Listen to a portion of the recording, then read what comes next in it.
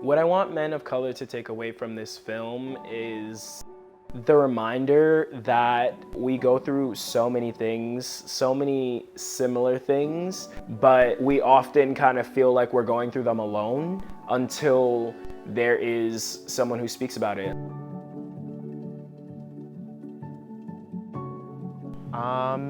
I definitely would feel like not myself if I didn't have my hair. It is part of your identity. You know, like it's the way you look.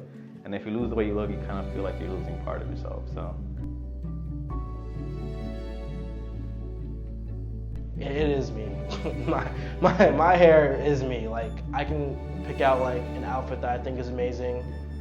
If my hair doesn't like fit my standards before I leave, I'm not leaving.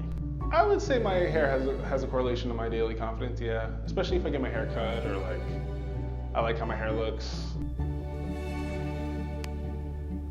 On a good hair day, I feel the need for everyone to see it. That's when I feel I do like the most like selfies for Instagram. That's where I feel like, oh, you know what? I should walk to the market today to pick up bananas because everyone needs to see what's going on. I would say that my hair did become a part of my identity. So much so that I had a conversation with my friend Shanique, and I thought that once I let the hair go, people perhaps would not be interested any longer. And that wasn't true, by the way.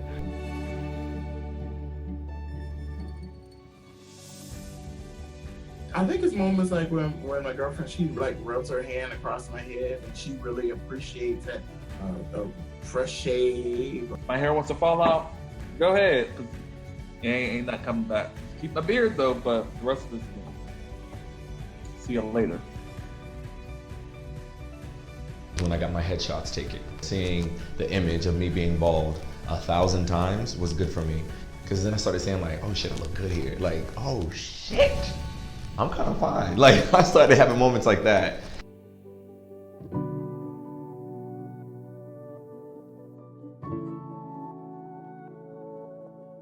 My name is Ronald Hinton. I am 24 years old. I'm from New York.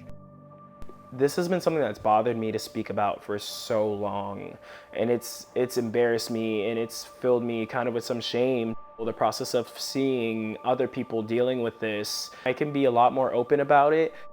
There's a couple of different reasons that I think men continue on with like this silent struggle. One, it's because if you care too much about something in general, sometimes you are not masculine enough. Especially if it's something like your appearance. I was so excited at one point when I started growing my hair to be able to do a ponytail. There were so many different like styles I wanted to do. When it finally got long enough to actually do a ponytail, I did it. I remember taking a picture like this way or this way because I really would just like wanted to like see the ponytail, and I just zoomed in to my hairline and I was like, no way, like really, no way. My hairline was receding. I'm Black and Puerto Rican. I was raised with mostly my white Puerto Rican family, and so they have very different hair textures to me. A lot of them have finer hair. I didn't have too close of a relationship with my dad's side, which is my Black side. It's very tricky, but my grandma, she raised me. And I think because she wanted to keep me so close, or she did a lot of the work, she kind of was like, that's not a part of your life.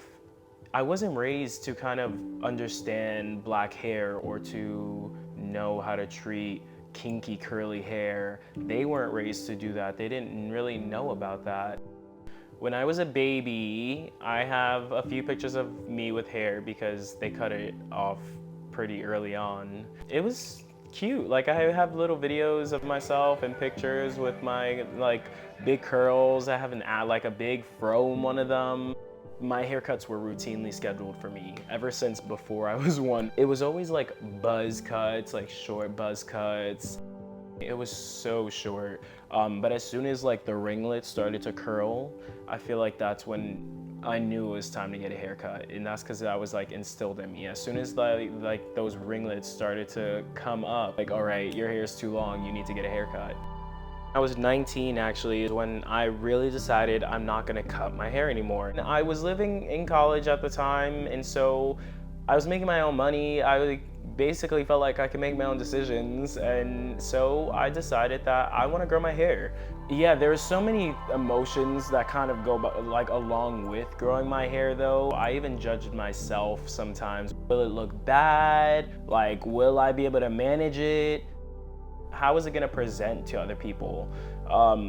Which shouldn't ever have to be a question, especially when it's hair and I can't really control the shape in which the follicles come out of my head. I shouldn't have to like have to think about that. I lived in the financial district at the time. There was not a single beauty supply store. Luckily, I had a friend. She was kind of going through a natural journey as well. She would give me recommendations on products. I started trying to figure out what my hair type is. It was just beautiful to kind of like see that I could appreciate what it felt like just wasn't appreciated about me for so long, and I didn't have anybody to kind of take that away from me. And I wasn't also letting anybody take that away from me anymore. Growing up, I would say no one has taught me about hair. As a boy, I was taught you're supposed to just wash your hair and be out. And honestly, I was the guy that would use soap and water for my hair. I didn't grow up with like black women, I guess.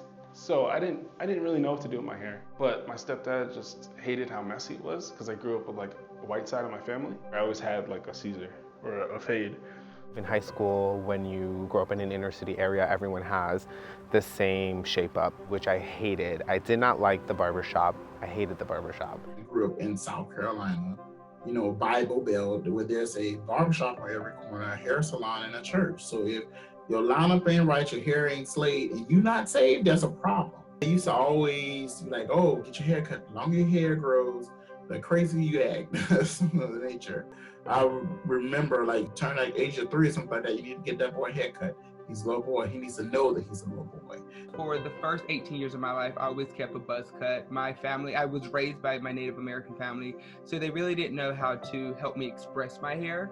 They only was like, okay, just keep it short, we'll brush it down, and it'll be straight. I was a young child, so I had to listen to my parents, and you know, my dad would always take me to the barber, so okay, it's time to go, make your appointment, you gotta go. I was a boy, it was like, you get your hair cut, that was pretty much it.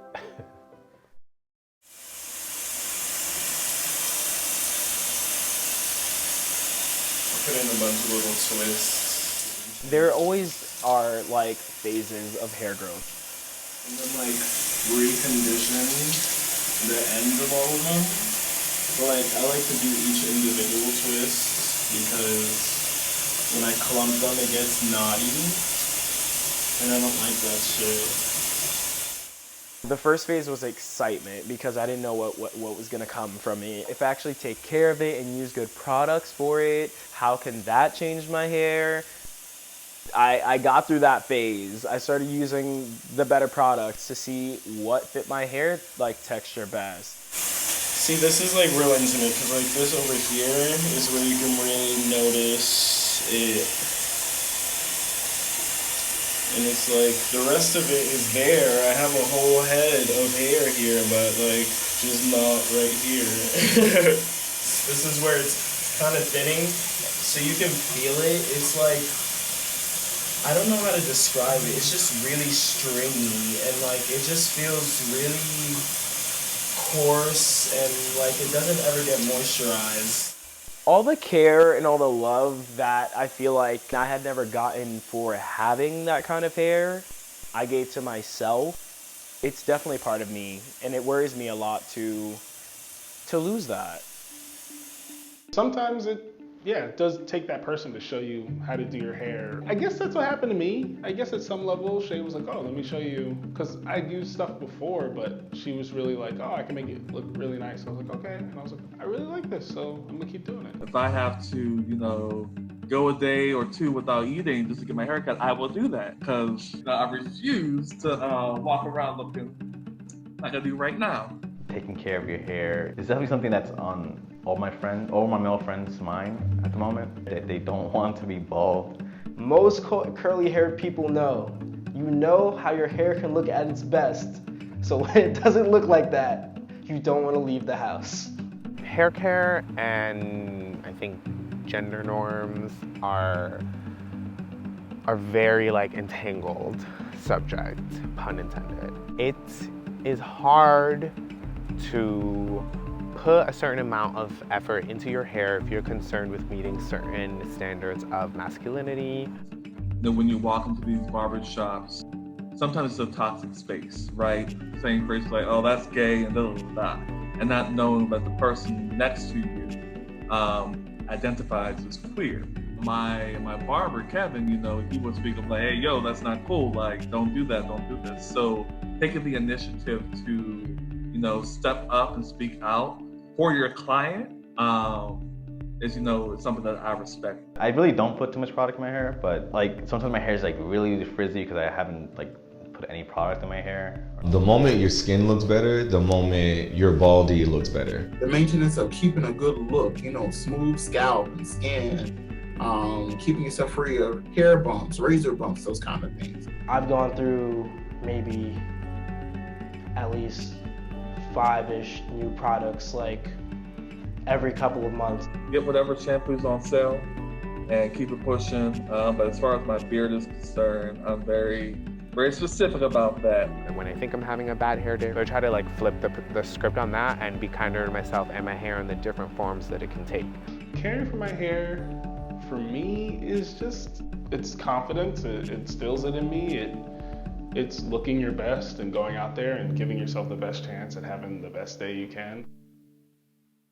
So, I feel like after I get out the shower, this is kind of how my hair looks. Started noticing my hair loss really early, I want to say. The hair around my hairline started feeling really stringy and like coarse and it didn't feel good. I didn't tell anybody about this for the longest time. I'm only 20 years old and I just started growing this hair that I now feel like is such a big part of me. I did everything that I kind of like read on articles, forums, like Jamaican castor oil, peppermint oil, minoxidil, which is the generic brand of Rogaine, and finasteride. So these are called hair fibers, actually. I looked online for like all the ways, how can I like hide my hair? How can I like regrow my hair? And one of the things was these hair fibers. And so you spray it around your hair and it kind of just makes your hair look really full and it actually looks like hair in ways. It was just also like a blow to my ego and to just like my newfound confidence and like connection to my hair. I think actually like standing here and spending all this time shaping it is a mixture of both self-consciousness and it helping it look fuller and kind of get that, because like right now if I were to go out like this, you can really see that this back hair, this hair up here is so much thinner than this back hair. Been a few hours since you did your hair. How are you feeling? I mean, honestly, I just checked it. Like, I feel like it's good though. That's why I have this headband on, honestly, because I feel like it covers a lot of like the lack of hairline. It adds an effect to it too. I feel like it's good though. As much as one wouldn't think that it would, I'm constantly thinking about my hair in the wind. If it's visible that I'm losing my hair, I don't dunk my head in the water. When I come out of the pool, like I just judge myself.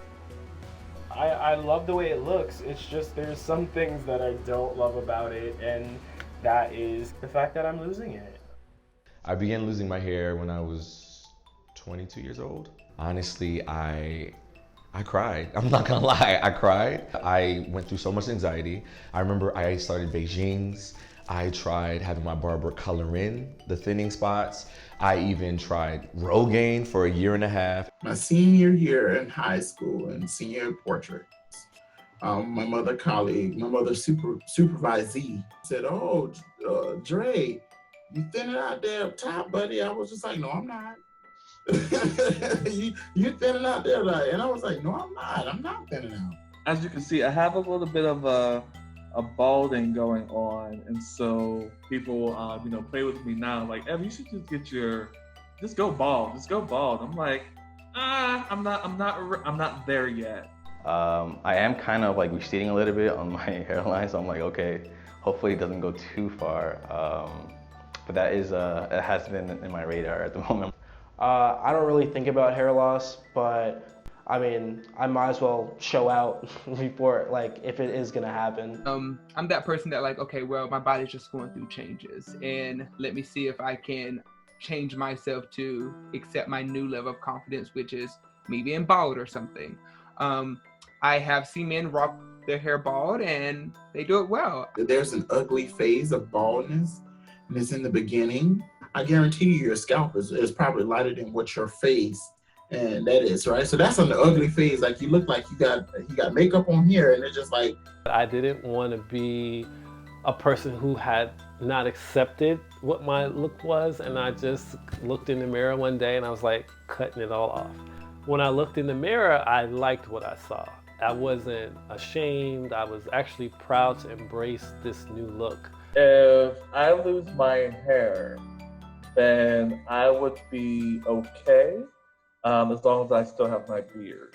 I try to tell myself that nothing is permanent, right? Everything has its time, but there's that little tiny lingering fear in the back.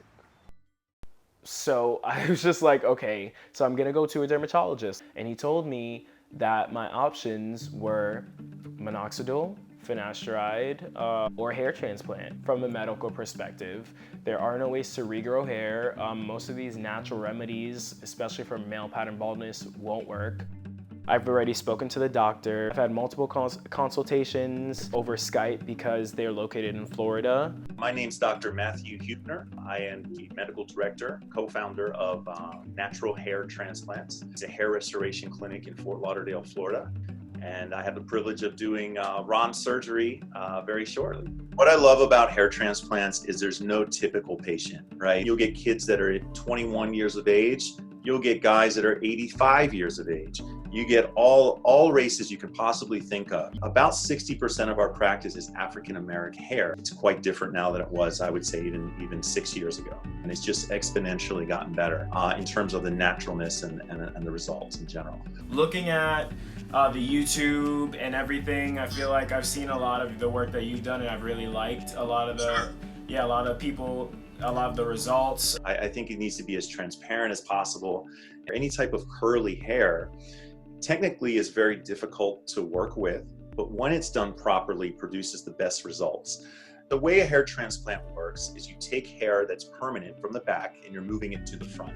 Two ways to go about it. There's a strip technique, which is also called FUT, which is mainly what I do. And there's another technique called FUE, follicular unit extraction, where they take individual cylindrical punches and one by one bring them out. So the difficulty of curly hair is that when you're taking the hair with the FUE process, you see where the hair comes out from the skin, and you're taking your little punch and you're hoping that the follicle is right underneath. But the problem is that you cannot see the root. It could be off to the left, it could curl off to the right, underneath the skin. So in the process of getting the extraction, sometimes you're cutting through the root and it doesn't grow, or you don't get a viable or healthy piece that will grow. I was fortunate enough to be trained by someone that had been doing it for a long time. And this is what we do best. So yeah, it'll be a home run for you, man. Don't worry. All right. Awesome. All right. Thank you so much. It was great speaking to you. You got it. Thank you for being so open. All right. Absolutely. Bye. Take care. Yep. And a lot of people find hair superficial. I often struggle with that. If it's, is this vanity? It is a part of me, and that there's so many complexities involved with hair and how it's made me feel and its ties to my identity and my culture. Because of colonization, everything is Eurocentric. Whiteness equals success. Whiteness equals the American dream. Most ethnic groups, I would say, want to be a part of that. I remember my dad asking me, like, what do you want to do when you grow up? And I looked at him and I was like, I want to be on TV. And I was so serious. I really remember watching TV shows, like watching the Disney Channel, things on Nickelodeon, all the like kid shows at the time. And I would just kind of like mimic them. But in my own way, like, how would I say this? Like, she said that was funny, and like, how would I say it? So my dad put me in acting classes, luckily. I remember being young and thinking, because of my hair texture, I'm gonna have less opportunities. Because my eye color, I'm gonna have less opportunities. I feel like before this natural hair movement that we were in, people really had no idea about black hair, and they had the most ugly stereotypes about it, basing someone's hygiene off of the way their hair looks because you don't know about their hair and you don't know that dreads can actually be washed. There's a whole hair care routine behind that as well, and it's just out of ignorance that these things are said and perpetuated. I think that the acting industry is changing for sure, and I think that they are trying to diversify. I'm not always sure it's as genuine as it should be. However, I mean, if it happens, it happens. But when I do see a breakdown for a scientist, I wonder, do I look enough like a scientist? But what does a scientist look like? The more, you know, I see people who look like me doing professional things or in professions that I once thought were not possible for me, the more I'm empowered and the more I feel like I can do these different things. I think there's definitely a place in the natural hair movement for men. I feel like as a guy, you maybe feel super behind. You don't know about what you're dealing with, so there's an insecurity in it. I think that it's starting to become more acceptable. I feel now seeing that there's so many different petitions about like my natural hair isn't unprofessional. I think I am respected as well with the style that I wear my hair. I have seen some other colleagues of mine who do have dreads or braids or what have you. It's a different story for them. I definitely think that it's easy to find hair in a political space. Personally, as a journalist, I'd always had this fear that my hair would get in the way of me and my aspirations within television. I'm an administrator, single level administrator, went to college, joined the military. Every aspect of my social and educational experience restricted me from actually doing something with hair. So like growing dreads, I really feel like I would feel so liberated and free if I had dreads. I'm also looking for jobs and stuff, so I know that I need to go by and get my hair cut before I even go out there comfortably. It is a racism thing. People have said like, oh, like they have the most unruly, like wild hair, the hardest hair to do. But it's not even because of that. It's like the amount of care and effort you have to put into your hair, like so many other people's hair pales in comparison to that. I do think that oftentimes men of color can get left behind in a movement like that because it's seen as effeminate. Now what I caution is that men not take up too much space. I surround myself with people, men, who are secure of themselves, where, you know, we can have those types of conversations, right? I'm starting to see men, you know, rock their dreads more or have some kind of box braids or two-strand twist. So even when I'm out in the city and I see a guy that has that, I'm always actively trying to get a chance to compliment him because I want you to see that, like, I also appreciate what you're doing with your hair rather than you're like, am I the only one doing this? The more that we, as a community, men and women, tell men that it's okay for them to be a part of this movement and to share the floor with women, we're, you know, adding to feminism, and then we're also breaking down toxic masculinity, and we all, on top of all of that, look amazing. Hello.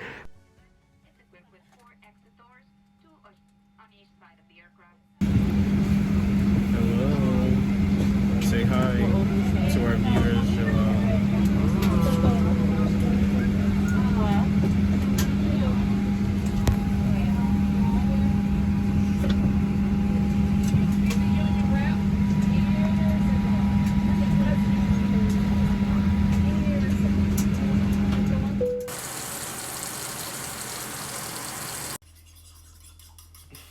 We are here in Florida. It's happening. It's the day of the surgery. It's really real today. I'm gonna go to the doctor's office. I know, it's everyone, nobody can find it. I'm going to shave my head today, actually. I feel like today will be a mixture of emotions.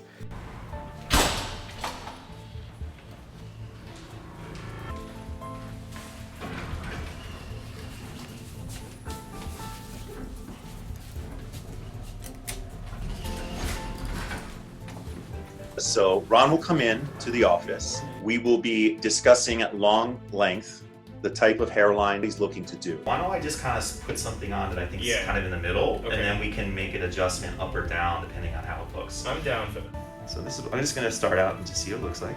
Then we'll actually draw out a proposed hairline. This will be the new size of your forehead. So you see, if you raise your eyebrows, you got these expression lines. Those lines are supposed to be in your forehead. We have to make sure it's going to be natural. It's also going to be the same hairline he has when he's 80 years old. So it has to be something that looks good now and also, you know, in the future. I'm pretty nervous about shaving my head. It makes me, when I think about it,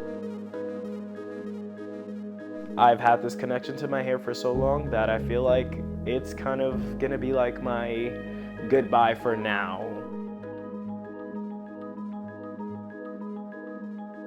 Then from there, we'll start the procedure.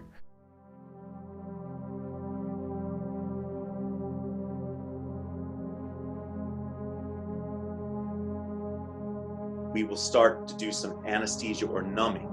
It worries me to think about like poking at my head constantly. And this numbing is just like you would get at the dental office. So we do a line of shots around the front, a line of shots around the back. It does suck a little bit. It's gonna burn a little bit. It's little bee stings. It's doable, but it's not pain-free. Does it look gross? No, it doesn't look gross. It kind of looks like a crown, like a tiara. That's the only 10 minutes of pain he'll have for the entire procedure. Once that's done, he'll have a sigh of relief. That was a lot. We'll make sure everything's numb. We sit him in a very comfortable chair. He has a big 70-inch screen TV. Then we will then extract the strip from the back. He won't feel anything, just a little tugging and pulling here and there. It's very superficial, just skin. Once that strip comes out, there's a small gap between the skin edges. We bring that back together and sew it together perfectly. So we'll have a little tiny seam or scar that's always going to be in that thick hair.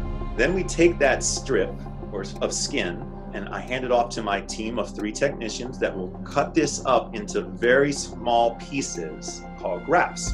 I prefer the strip technique for curly hair because you can actually see the root as you're making your little pieces.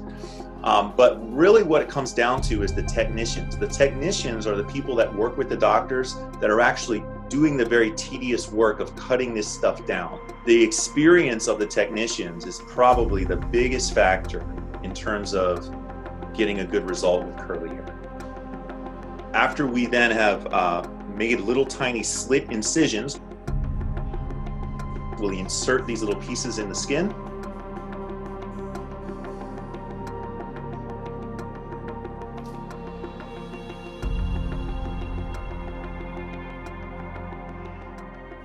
If you want to get in here and take a look, we got show you what I'm talking about here.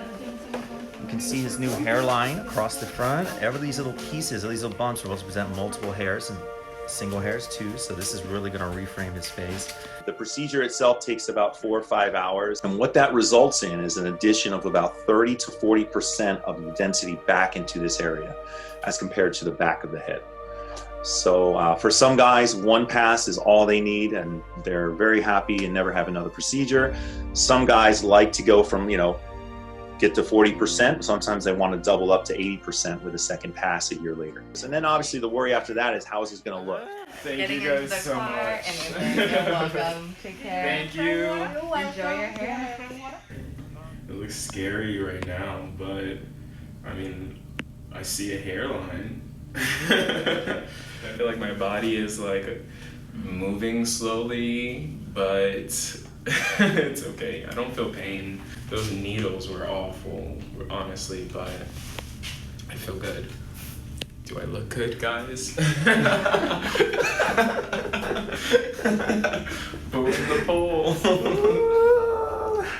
Here are the highlights. The way that you sleep tonight is very, very important. It's going to be the way you were sleeping in the chair, basically. You're going to have yourself propped back 45 degrees, so a couple pillows maybe. Airline neck pillow will be your best friend. It's going to be making sure that you don't lean on this area. Nothing can touch this area. And it also kind of keeps it off the incision so it's a little less painful.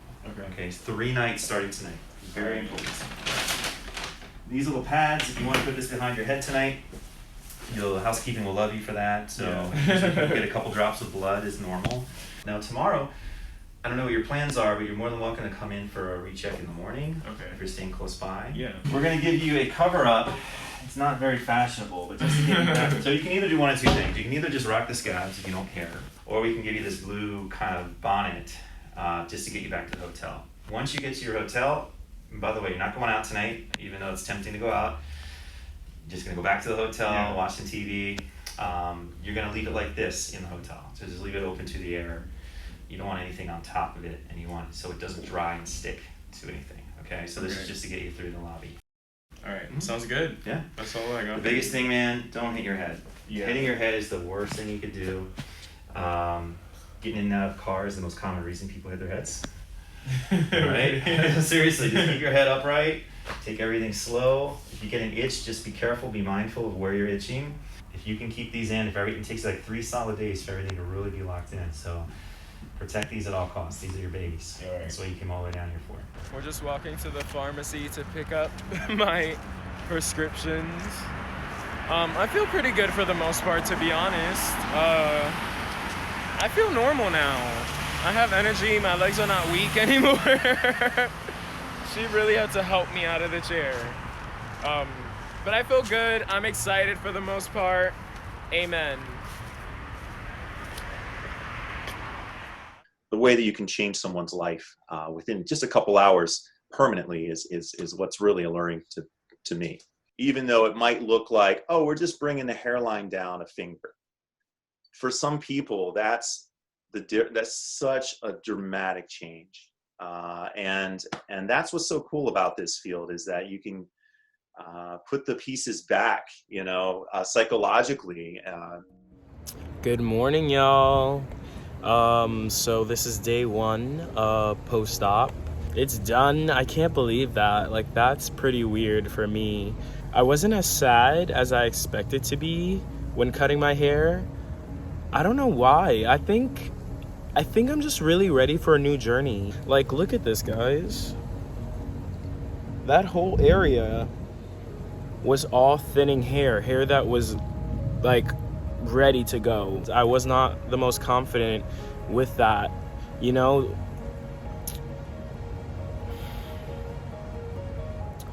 Yeah, it's hard.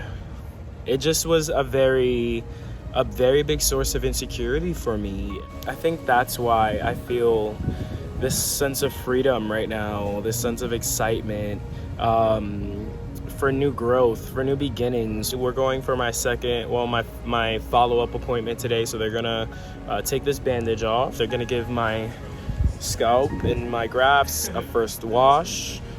We just have to wait and see what comes of it. Nice thin line, very little bleeding, man, looks great. What I'm doing here with this gauze, I don't want you to do. It's just salt water with some enzymes and minerals in it. It's really good stuff, feels pretty good. You're gonna feel tightness for a couple weeks, but it's all temporary. So how often should I put Neosporin on? Maybe once a day.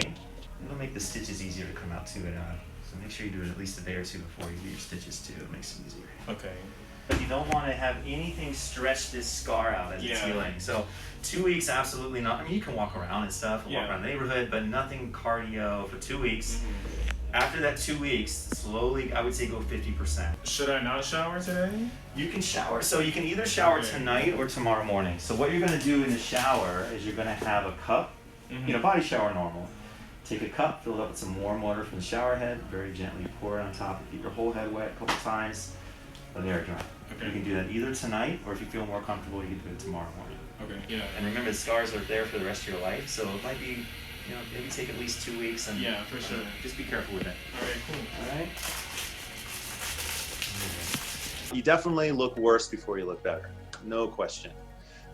You have to take one step back before you take 5 steps forward with this. And I would say the first 4 months when nothing's happening is the hardest time for people, because they go through all of this and they don't even have one hair to show for it. So there's a lot of, I guess, unknown. Very important to sort of prep people for this. Hey guys, so it is day 2 of post-op. I slept, I want to say I slept better than yesterday. Yeah, like I felt more comfortable in the position that I had to sleep, which is upright again. I have to sleep upright at a 45-degree angle for 3 days. So today's the last night that I have to do it. So I'm so excited for that. I'm not feeling any pain really. Like if I lift my eyebrows up, it feels kind of tight on my forehead. I've been putting ice on it so to avoid any swelling. I did wake up and I'm not sure what side it was on, but I did notice some bleeding like around my scalp, and that scared me a bit. But I just wiped it off. It wasn't bleeding out. It was like maybe something had rubbed against it. The 2 friends that I have with me here have said that the scar on the back of my head looks pretty good. It looks really thin, and that's what we wanted. We wanted a clean suture line, which is what they call the scar in the back, and seems like it's going that way so far. So things are going well. I'll check in with you guys soon. Keep you posted on everything.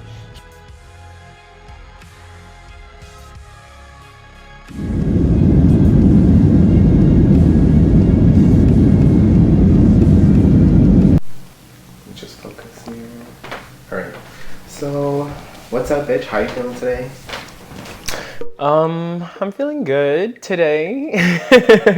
Yeah, I think I'm still figuring out everything that I'm feeling and learning from this process because it's still going on. When I first wake up and I look at myself, it's been a really interesting experience because I was not expecting to feel as liberated in a way as I do without my hair. It definitely has been emotional. However, I have been embracing this buzz cut. I do miss my curls at times, and I do wonder if I will be able to grow them back. That's the ultimate goal. That's why I got this procedure. So it's day 5 since my surgery, and I'm back home.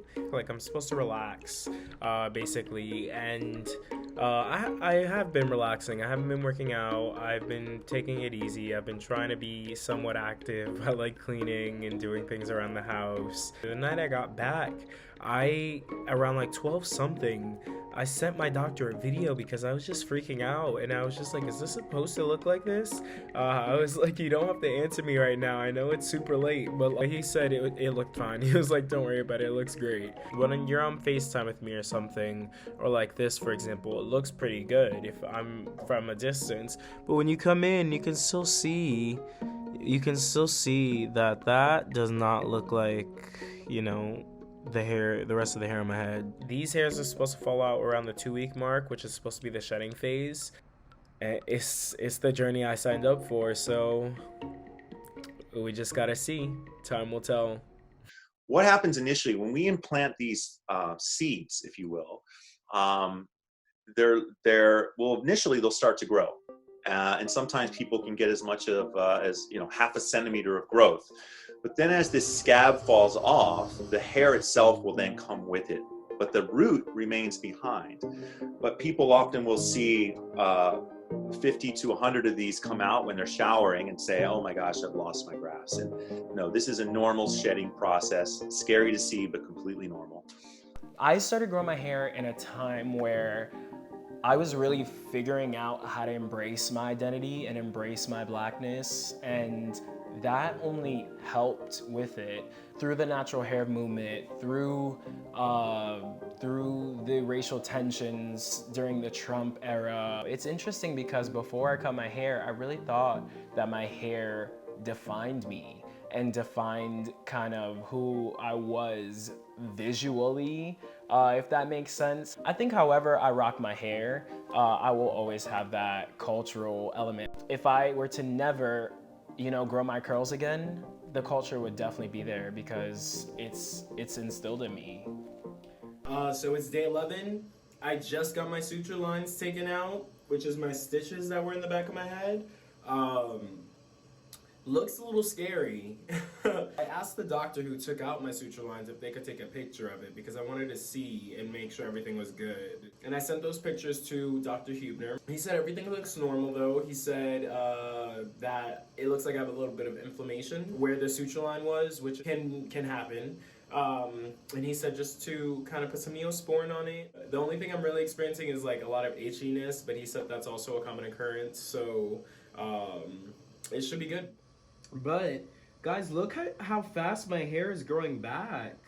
Like, I mean, not here, of course, but that's supposed to happen. Stop it. I'm thinking about going down to a lighter buzz like I had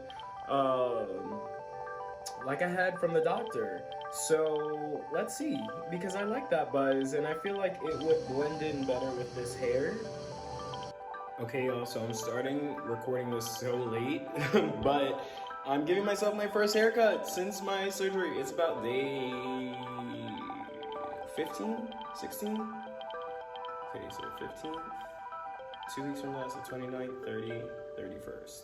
Okay, so 16th day, my doctor said about the 2-week mark that I would be good to shave it.